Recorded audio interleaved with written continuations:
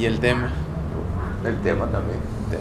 Figura humana o desnudos, ¿cuál es el tema? Yo creo que sería bueno hablar de ambos, ¿no? De ambos. O sea, de ambos porque creo que los dos los engloban. Creo que es más amplio el tema del desnudo porque la figura humana es más práctico.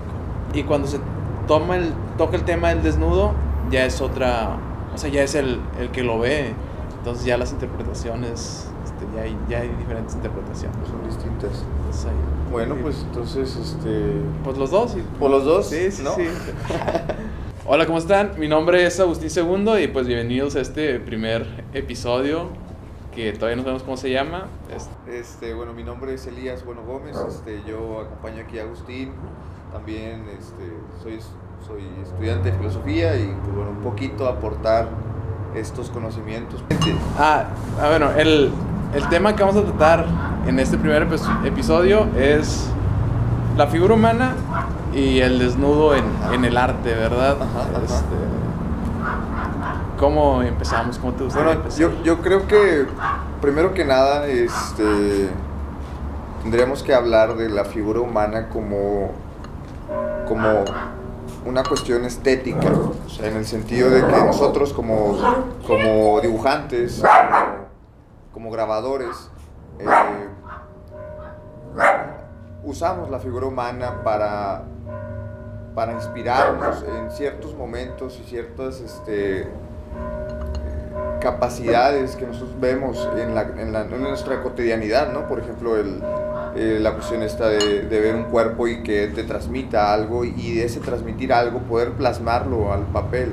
Y creo que es bien importante verlo desde ese punto de vista, pero para poder verlo desde ese punto de vista, primero tienes que pasar por la observación del cuerpo, más allá de un fin erótico que es el que se busca, es el que, mejor dicho, el que se plantea primario, ¿no? O sea, cuando nosotros vemos un cuerpo desnudo, por lo general, es en un fin erótico, ¿no? Sí, pues en la actualidad es totalmente así. La desnudez está muy relacionada a algo, pues, erótico o sexual o pornográfico, porque pues, pueden ser cosas diferentes. Dentro de las vertientes o de las profesiones que tienen como que no sé si permiso o licencia de ver el cuerpo humano de otra forma, ¿no? Pues son, o sea, los doctores, o sea, nadie se cuestiona cuando un doctor ve un cuerpo desnudo, ¿no? Que le va a meter cuchillo o le va a meter algo, ¿no? Y en algunas ocasiones los artistas, ¿no? Que de repente pueden trabajar el tema y le pueden quitar ese sentido erótico o se lo pueden poner más también. Claro. Esos dos. Y pues la figura humana te permite... Bueno, yo veo la figura humana ya personalmente como el estudio del cuerpo humano representando algo, ¿no? Y eso pues está desde las pinturas rupestres cuando representaban el cuerpo humano en ciertos rituales o cazando, que pues era como que la expresión del cuerpo humano, ¿no? Que hasta la actualidad y pues en ese tiempo casi no había ropa, ¿no? Entonces había desnudo, ¿no? Si nos vamos un poco más actuales, la figura humana tradicionalmente se dibuja pues sin ropa. Siento yo que es por la capacidad de expresión del cuerpo, como que pues el cuerpo, el lenguaje corporal pues es lo que más comunica, más allá del lenguaje hablado. Entonces una persona que se dedica a modelar pues tiene la capacidad para expresar pues con su cuerpo, ¿no? Y es lo que se busca, que uno vea la pose y que está expresando ciertas cosas. Y eso lo hace justamente difícil, ¿no? Esa dificultad que, por ejemplo, tienen los modelos al poder expresar algo mediante su cuerpo y que no sea explícitamente hablado, creo que es lo que le da también la posibilidad de hacerlo artístico, ¿no? Por ejemplo, nosotros hemos estado en muchas sesiones de figura humana y nos damos cuenta cuando el modelo expresa algo bastante profundo o bastante superficial incluso, ¿no? Porque hay modelos, y con todo el respeto que ellos se merecen por su trabajo, que no pueden llegar a expresar eso que a lo mejor como artistas o como dibujantes o como lo que sea que seamos queremos observar, ¿no? y no se le puede exigir porque también tiene mucho que ver con la subjetividad o la forma en que uno lo puede percibir. Yo en lo personal, hay algunas ocasiones donde hay algunos modelos que me inspiran, ¿no? Que me motivan y que justamente me hacen creer que ellos están ahí para que yo justamente los dibuje, ¿no? Y creo que lo platicábamos en alguna ocasión de que iba un modelo y yo decía, es que él está aquí para que yo venga y lo dibuje, porque esas poses, esas posturas que él utilizó, pues fueron para mí bastante interesantes, y en ese momento vital, vamos a decirlo, del dibujo para mí, determina también una corriente, un movimiento que es propio, ¿no? Pero bueno, creo que sí es bastante interesante verlo desde ese punto de vista, y aparte también cómo la figura humana se ha convertido, o al menos en nuestra actualidad, por distintas razones, tanto culturales como políticas, se ha convertido hasta cierto tabú. O sea, difícilmente encontramos otro club de figura humana, o difícilmente encontramos gente ajena al dibujo que pueda observar un cuerpo sin ese tabú, ¿no? O ese morbo, ¿no? O ese tabú de decir, oye, ¿por qué está así, no? O sea, incluso se vería hasta mal. Sí, de hecho, pues aquí donde estamos, que es Monterrey, Nuevo León, ¿verdad? Es complejo, y yo creo que mucho tiene que ver que no hay una tradición o un oficio de dibujante o de figura humana. Y también yo siento que quizá mucho las cosas que la gente lo hace como para presumir de que, mira, yo sé dibujar bonito, apláudeme, dame un like, o de que, no sé, de que, es el familiar que dibuja bonito, ¿no? Entonces, cuando uno se enfrenta a un cuerpo que expresa mucho, o sea, no es fácil, no es fácil, y no todos los dibujos nos van a quedar bien, hay dibujos que no van a salir, y es parte de, o sea, nadie, bueno, hay pocas personas que les van a salir todos los dibujos, ¿verdad? Entonces, por ese punto de que las personas que tienen la intención de dibujar y están como en una línea de que no lo ven ni siquiera con morbo, pero el enfrentamiento de hiciste tu dibujo, no te quedó bien y los demás lo van a ver, eso también es un tema complejo. Sí. Y puedo hablar desde la experiencia del club, que mucha gente no va por eso, porque les pesa. Y yo no sé si para bien o para mal, les digo, es que la verdad lo que dibujas no importa, o sea, a nadie le importa, porque pues, la gente va a dibujar, ¿no? Si tú vas y tú estás dibujando, tú estás en tu trip, tú sientes que tuviste una conexión con el modelo, tú sientes que hubo una coincidencia ahí, que es tu momento para sacar bocetos y después crear obras, pues realmente no estás observando qué están haciendo las demás personas, ¿no? Y aparte, o sea, son poses muy rápidas que no te da el tiempo para que, ¿qué estará haciendo mi compañero?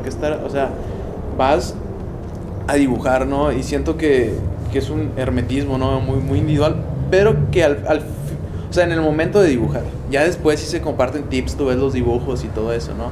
Pero si alguien no dibuja bien, pues realmente no pasa nada. Si dibuja bien, pues tampoco pasa mucho, ¿no? Sí, claro, y es que sabes que creo que tiene mucho que ver, no solamente en el dibujo, creo que tiene que ver con nuestra formación competitiva, ¿no? El hecho de que todos de que todos busquemos hasta cierto punto ser mejores cada día, y progresivamente eres mejor dibujante, y si ves a uno, pues no quieres que te opaque, ¿no? En ese sentido, yo creo que eso tiene que ver con nuestra formación culturalmente, o sea, más allá de que, podemos nosotros llegar a sentir un poquito opacados o un poquito desanimados, porque incluso hay gente que se desanima porque ve dibujos muy buenos y dicen, oye, bueno, entonces ¿para qué vengo, no? Pero yo creo que eso nos ha pasado a todos. Yo he tenido días, no quiero decir días malos, pero sí días donde realmente no me sale ningún dibujo, y creo que lo platicábamos en algún punto, ¿no? Durante mi estancia en algunas clases, donde no me salía nada, donde no puedes dibujar una mano, un torso, un cuerpo bien hecho, ¿no? Y más allá de desanimarte, que es totalmente válido, en el sentido de que puede llegar a pasar, y lo importante es reconocerlo y poder volver a asistir a las clases, ¿no? Y al club, a la figura humana, que al final, y retomando la pregunta del principio de en qué sentido podríamos ver a la figura humana y un cuerpo desnudo, pues creo que sería verlo desde una perspectiva interna, ¿no? El cómo, por ejemplo, ver un cuerpo, no solamente vemos el cuerpo allá, vemos nuestra propia interiorización en ese cuerpo, ¿no? El cómo estamos también reflejando muchos de nuestros sentimientos en el dibujo, nuestras emociones, y creo que más allá de la observación hacia el propio modelo, también nos observamos a nosotros mismos, ¿no? Sí, es totalmente de acuerdo, porque, o sea, no podemos ver lo que no conocemos. Entonces nosotros estamos viendo el modelo y estamos viendo, o sea, como un recorrido de imágenes, de historia que hay en nosotros mismos, y eso lo estamos traduciendo. Entonces a lo mejor y el modelo tiene una capacidad expresiva para de expresar ciertos sentimientos, y esos sentimientos pues activan emociones, ¿no? Y eso hace que el dibujo pues se empape de más cosas, ¿no? En ese sentido, eso nos da mucho el dibujo natural, porque pues hay toda una atmósfera ahí de que el modelo, pues la mayoría de los modelos tienen conocimiento de teatro, de danza, ¿no? Entonces son muy muy expresivos, y es algo que se detecta, y es algo que desafortunadamente no puede detectar la cámara tan fácilmente, o ocupas ahí hacer cosas, ¿no? de fotógrafos, pero que si tienes un modelo ahí, tú estás viendo si está sufriendo, si no está sufriendo, si está la pose muy intensa o no es tan intensa, y todo eso se transmite, y eso es muy padre, y creo que nosotros tenemos esa oportunidad de verlo, ¿verdad? Porque la figura humana también atiende otras disciplinas, ¿no? Como los que hacen animación, pues, por ejemplo, los que trabajan en Disney o DreamWorks, que ellos, su trabajo es dibujar figura humana, pero nos tienen que templar muy bien todos sus sentimientos, porque tienen que seguir un cierto lineamiento del director, ¿no? Si el director dice, los siguientes dibujos tienen que expresar tal cosa, y pues tienes que hacer, ¿no? Eso también es otra forma de verlo, ¿no? Pero ya hay un dominio interno de que a lo mejor tú ves más cosas, pero solo vas a tomar lo que requiere tu dibujo. Sí, definitivamente, y creo que, como tú bien dices, no solamente se empapa de otras profesiones, ni empapamos otras profesiones con el taller, sino que se retroalimenta bastante bien, ¿no? Yo estudio filosofía y me doy cuenta desde una perspectiva filosófica que es bastante interesante desde un posicionamiento, como lo dije ahorita, filosófico, ver un cuerpo humano, ¿no? El poder establecerse ahí y ver cómo nuestro propio pensamiento se traduce en el dibujo. He tenido algunos colegas, compañeros y maestros que han ido al taller siendo ellos filósofos o siendo médicos, y creo que todos hemos coincidido en que la figura humana tendría que ser, al menos desde nuestra perspectiva, que lo hemos platicado, que lo hemos dialogado, necesaria para la formación del pensamiento, ¿no? Porque te hace pensar, o sea, es que genuinamente el dibujar, creo que son de esos momentos donde uno llega a pensar, más allá de que estás haciendo un dibujo, creo que te permite estar contigo mismo. Y como vemos, estamos 3 horas metidos ahí en el taller, y se nos pasan volando, porque realmente estamos concentrados, y pocas veces en nuestra actualidad tenemos ese momento de concentración. Incluso se nos hace difícil a veces. Sí, y luego sucede que estás dibujando y a lo mejor no estás consciente que estás pensando, pero cuando ves tus dibujos recuerdas y tú dices, o sea, a la par de dibujar, en mi cerebro estaba pasando ciertas cosas, y luego los ves en el dibujo. Y luego también estás dibujando, y en ese dibujo tú expresaste ciertas cosas, y las personas que ven el dibujo pueden identificar también otras cosas, ¿no? Sí, la cuestión interpretativa, ¿no? Definitivamente nunca un dibujo va a estar acabado. O sea, los dibujos como el grabado, por ejemplo, tú y yo que hemos estado haciendo grabado, el óleo, lo que sea, las pinturas, todo, son inacabados, ¿no? Y como son inacabados, tienen bastantes interpretaciones, ¿no? Se puede interpretar de una forma, se puede interpretar de otra. Lo importante creo aquí es que, es que existe esa posibilidad de interpretarlo y de pensarlo, ¿no? Yo estoy muy peleado con esto de darte o querer darle a las personas todo mascado, ¿no? O sea, te lo doy ya servido en el plato, ¿no? A ver, el dibujo, para mí el arte, tendría que darse para pensarse. Sí. Bueno, estamos hablando acerca de la figura humana y del dibujo, pero o sea, y creo que los dos tenemos como que esa misma intención al momento de dibujar, que es de descubrir, de reinterpretar, de conocer, de utilizar el dibujo para descubrir qué hay, o sea, qué existe, ¿no? Qué es lo que, pues la luz, yo que nosotros vemos y podemos, o sea, como que tratar de concebir qué hay ahí y lo plasmamos en el dibujo, ¿no? O sea, cada vez que dibujamos conocemos más. Y esa es una, pues, propiedad pues, muy, muy padre, muy noble del dibujo, ¿no? Y creo que quien lo puede ver así, pues va a encontrar, pues, una forma, pues, de descubrir el mundo.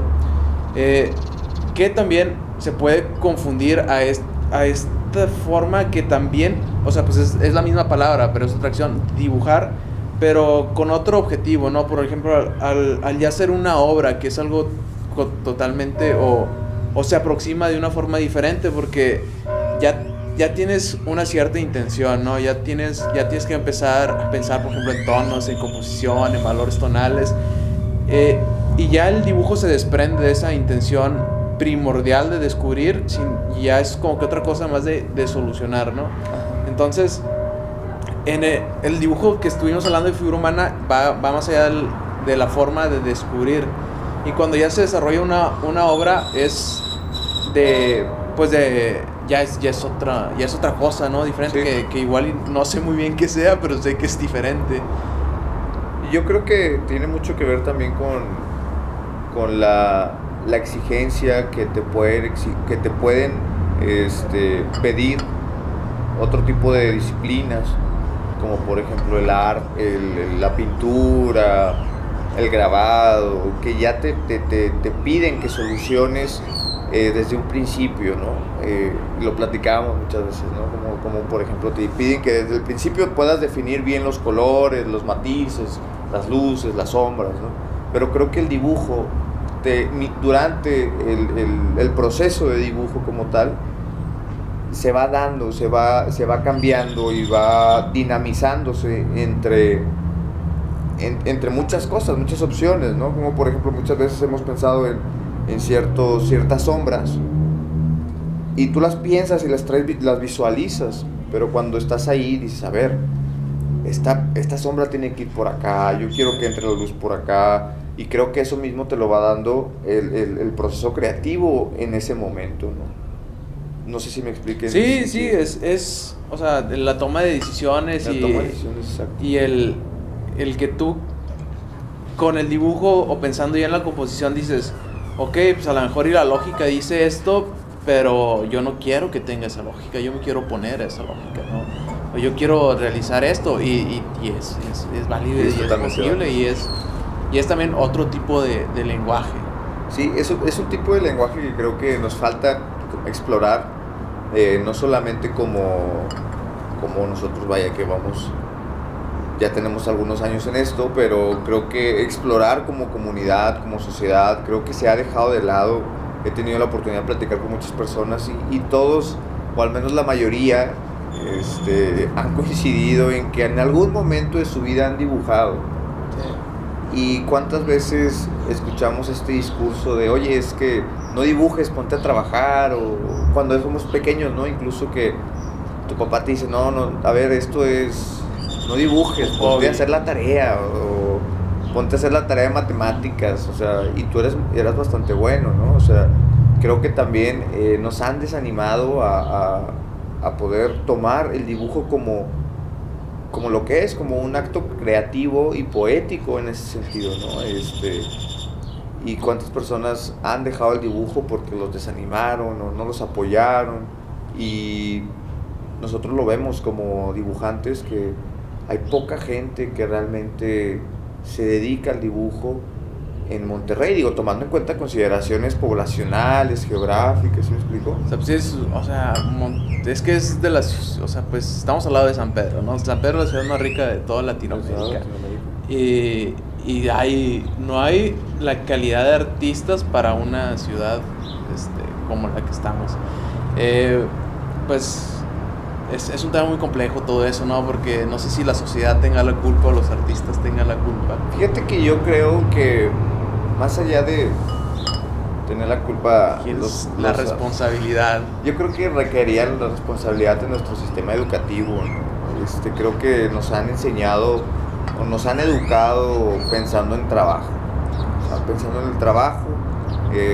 Se han demeritado las artes, se han demeritado las ciencias sociales, y eso en una ciudad industrializada de servicios no vale, no cuenta. ¿Cuántas veces nos han preguntado, bueno, y yo soy dibujante, bueno, ¿y en qué trabajas, no? O sea, bueno, es que trabajo haciendo dibujos, o sea, y la gente no lo valora, y por eso los dibujantes tienen que ir a la macro y vender sus dibujos a 30 pesos, 40 pesos, ¿no?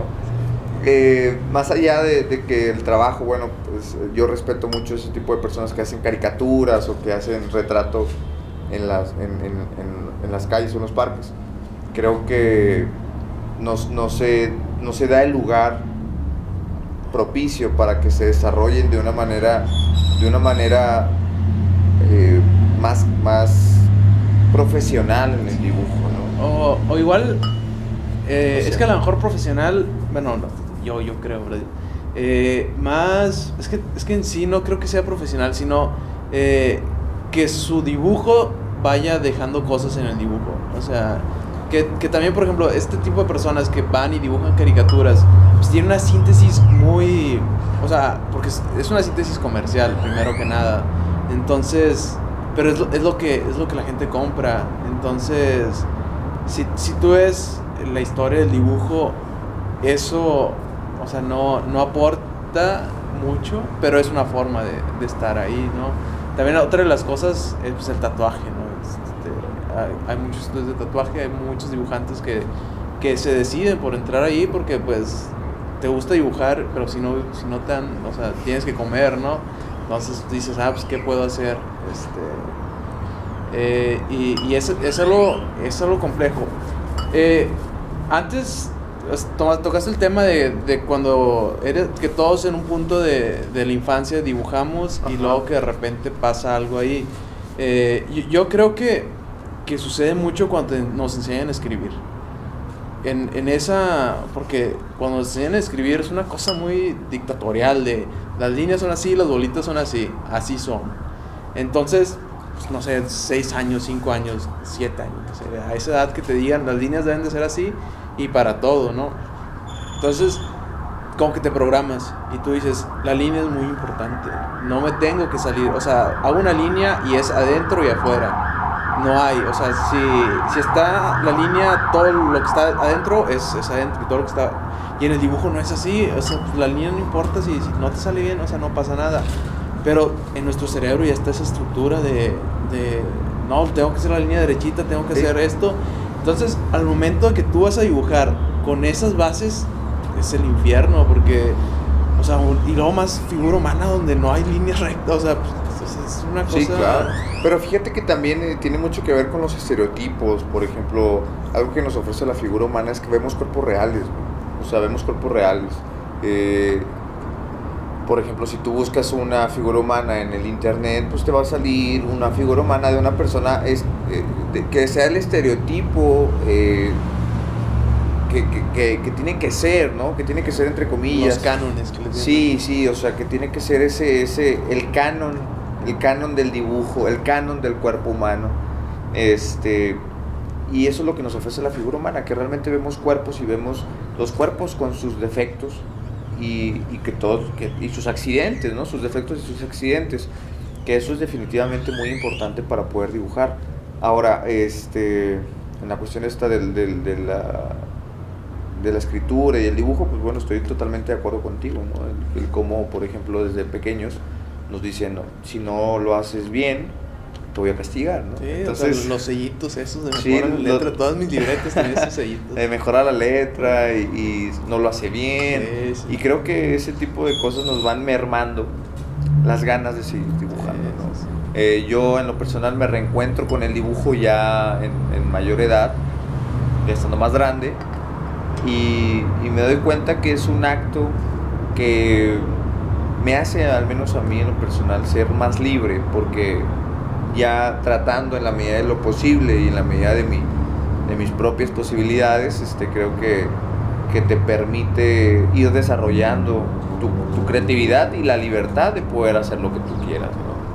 Sí, de desarrollar un lenguaje propio, que parte de no tener un sistema educativo artístico muy bien, es que lo que tú haces lo estás desarrollando, ¿no? O sea, y no hay muchas bases, entonces, o sea, lo que tú haces, tú dices, o sea, esa libertad tiene sus pros y sus contras, ¿no? A lo mejor la puedes pasar muy mal, pero si la sabes utilizar, o sea, el que no tengas esas bases de que te enfrentes a la imagen y tú lo descubres por ti mismo, es algo muy padre, porque no hay nada en ti que te diga cómo se hace, ¿no? O sea, tú empiezas a dibujar y no sabes si son manchas, si son líneas, si es composición, si no, o sea, no hay nada, tú lo estás descubriendo todo. Eso también siento que está muy padre. Sí, y creo que también eso, como tú bien lo dices, nos da la libertad de poder ir determinando nuestros propios parámetros de dibujo, porque cuando yo empezaba, por ejemplo, a dibujar, todos me decían, bueno, es que primero la cara son círculos, y son cuadrados, y son triángulos, y son líneas, y yo en lo personal, yo no me sentía cómodo con esa estructura o con esa forma de dibujar, que hay mucha gente que lo hace increíble haciendo ese tipo de base, ¿no? Que ponen el círculo, etcétera. Pero yo decía, bueno, es que la cara no es completamente circular, ni la nariz es completamente triangular, ni las orejas, o sea, entonces yo en lo personal me dejé de empeñar, esa es la frase, en tratar de satisfacer esos parámetros, y al contrario, empecé a satisfacer los propios parámetros que yo me imponía. Sí, eso es, o sea, es algo muy padre, porque, o sea, cuando no, o sea, tú te enfrentas y tú dices, pues lo voy a hacer como Dios me va a entender, si creo en Dios, ¿verdad? Sí, claro. Y eso está muy padre, porque de repente sí hay ciertas teorías, ¿no? De que, no, pues empieza con una bolita y no sé qué, entonces, o sea, si no, o sea, eso es positivo, ¿no? Que hay eso. Por ejemplo, yo siempre supe que sabía dibujar, pero no dibujaba porque me daba flojera. Y decía, ¿para qué dibujo si sé que me va a salir? Y luego tomé una clase donde la maestra me empezó a enseñar otro tipo de dibujantes, ¿no? De que Egon Schiele, Lucian Freud, y yo dije, eso no me sale.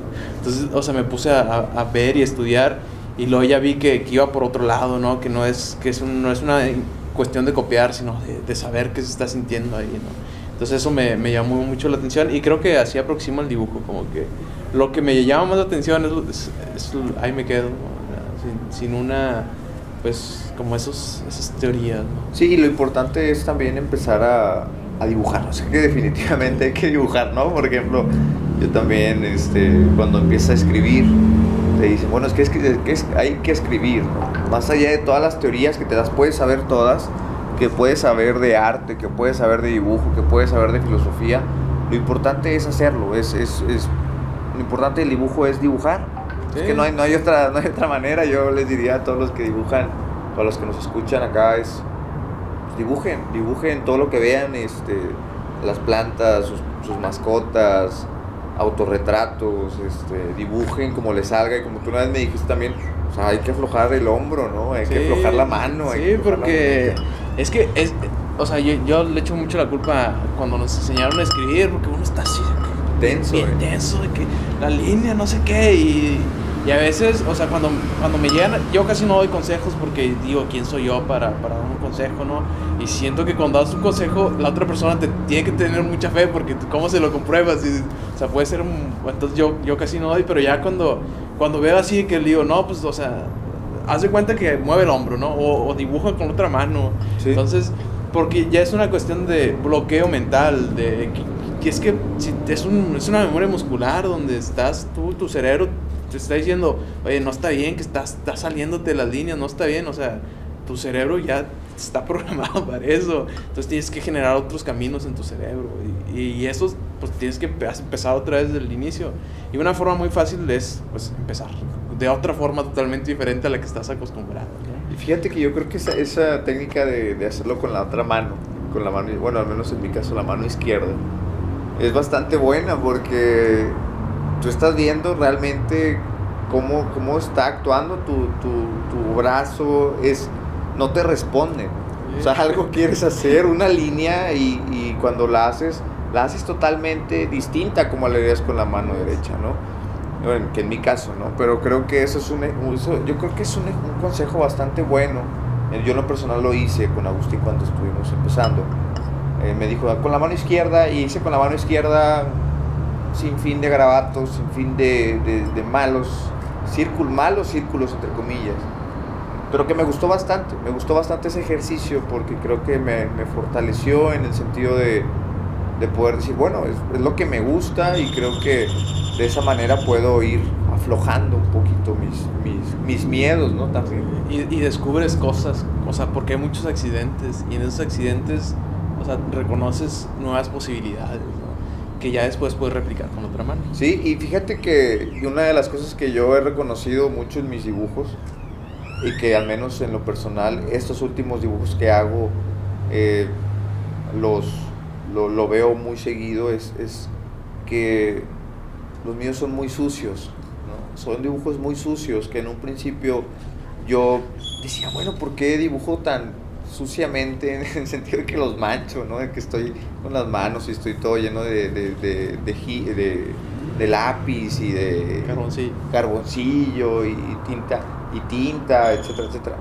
Y decía, bueno, es que realmente no tengo por qué estarlo limpiando el dibujo. Sí. El dibujo como está así, sucio y con sus defectos y sus accidentes, es mi dibujo. Y creo que eso es lo que mucha gente borra. La gente trae el borrador en todo momento. A ver, no uses el borrador, o sea, ya te equivocaste, vuélvete a equivocar y vuélvete a equivocar para que un día te salga esa línea como tú quieres que te salga. Sí, y si te equivocas, o sea, realmente pues no pasa nada, o sea, no hay una policía en el dibujo, no te van a juzgar.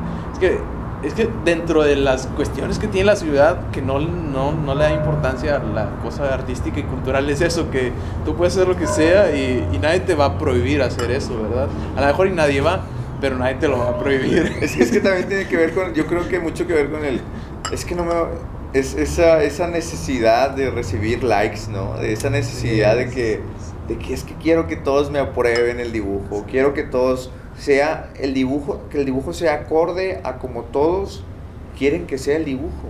Y no es así, el dibujo tiene que ser como uno quiere que sea, y si a alguien le gusta bien, y si no, a ver, tan y nos vamos. Sí, ¿Me explico? o sea, totalmente de acuerdo. Es en la cuestión del dibujo como acto de descubrir el mundo, ¿no? Claro.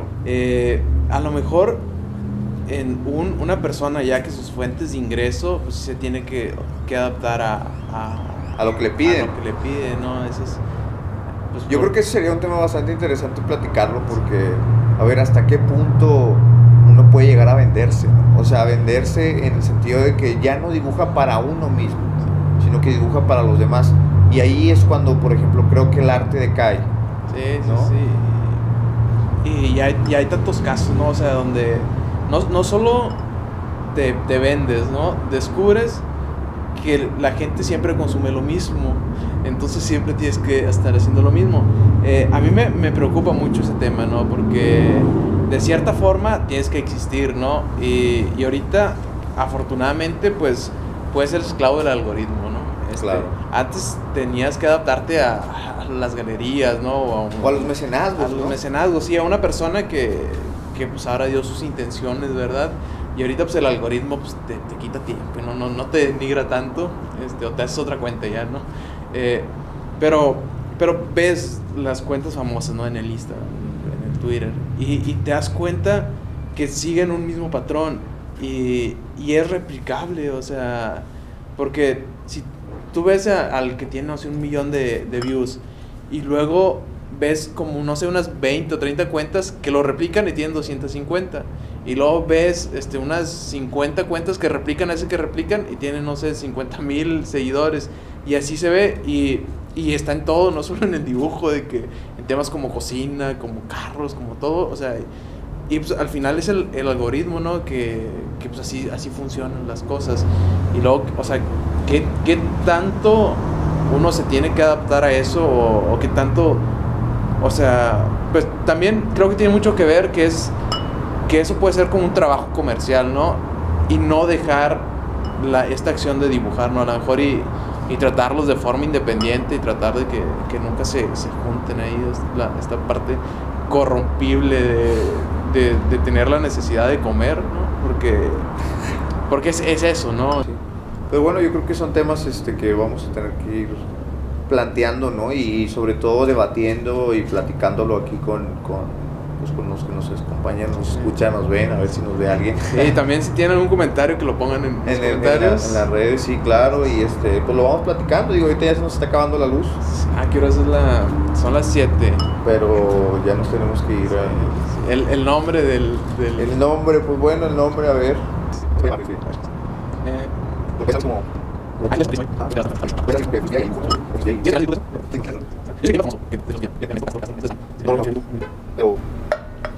¿Puede ser la mecedora?